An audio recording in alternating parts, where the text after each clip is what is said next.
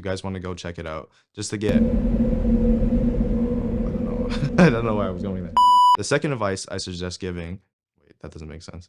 Good neighborhood looks like somewhere with a lot of peace, pubs. I was gonna say pubs.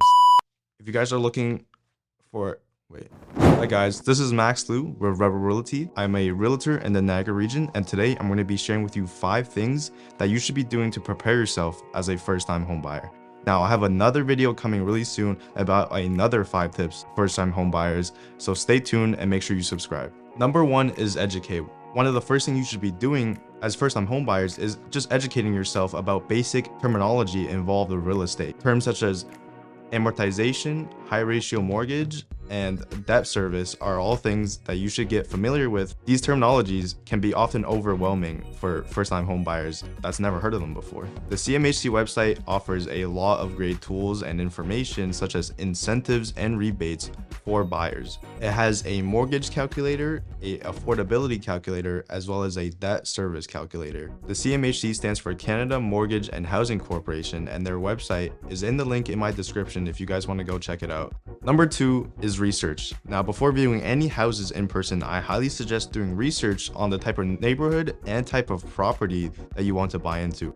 A perfect neighborhood might be different for every person. You might want a more quiet neighborhood. You might want more public transportation available to you. These are all things you should be considering before booking any showings in person. One of the things I suggest to do is write up a pros and cons list about each type of neighborhood and each property type so you can get a good idea of what you really want. The second piece of advice is that you should be driving around your desired neighborhood during different times of the day to get a complete picture of that neighborhood. When you guys are driving around your desired neighborhood, make sure you're bringing your friends, family, and especially kids so they can get a good glimpse of what they want in the neighborhood as well as you. For example, your kids might be wanting to live closer to a park or closer to a dog park where they can spend a lot of time outside with their friends. As I mentioned earlier about the pros and cons list, you should be researching different types of property to make sure that you know what you're buying into. One of the things is that a detached home, for example, there's a lot more time and money involved into the maintenance aspect of those properties as opposed to something like a townhouse where maintenance might be taken care of for you or it's very minimal. So the point of doing all this research beforehand is that so you can get a really good idea of what you want before you even go and get it. If you have another person in this home buying decision with you, please make sure to reach an agreement before going out on the house hunting process. So before you guys go on and even hire a realtor, I suggest gathering the family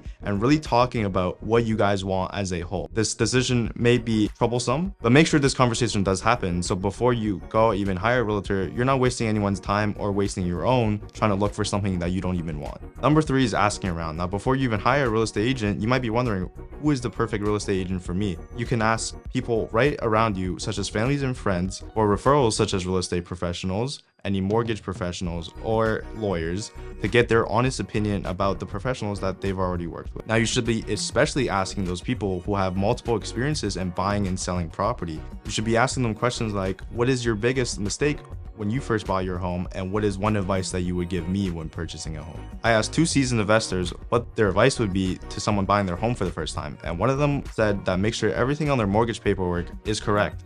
This includes postal codes. Make sure every single detail is correct because they've almost had a deal not close on time because of a small error such as that. One of the advice that these seasoned investors gave me regarding new construction builds is that these hidden fees can often be worrying on the day of closing. So you want to make sure that you're familiar with all these fees before signing any contracts to make sure you have enough money in the very end to pay for everything that you're supposed to pay for. So everyone is going to give you different advice because of their different experience. Now, I'm not going to say take their advice with a grain of salt, but please make the decision that is best for you, your family, and most importantly, your future. So number 4 is save. Now, you want to save and budget accordingly because a lot of closing costs and as well as the down payment might be already overwhelming costs for you during this transaction. Examples of closing costs might include land transfer tax, as well as title insurance and legal fees. So you want to make sure that these things are already thought out and planned out and budgeted for, as well as any appliances that you might be buying on closing day because you don't want to live in an empty home. Talk to your lawyer, make sure you get an approximate idea of what that cost is going to be so you don't get surprised at the very end. Number 5 is downloading useful apps. There are a lot of apps out there that are available to you that you can download, such as Realtor.ca, which is a listing service that you can use to look for the home that you desire, as well as terminology tools that you can use to freshen up to learn about the real estate terminologies that I mentioned earlier. If you want to check out more real estate apps, I have a home buyer's guide in my description that you can sign up for and request a free copy. So buying a home for the first time can be a very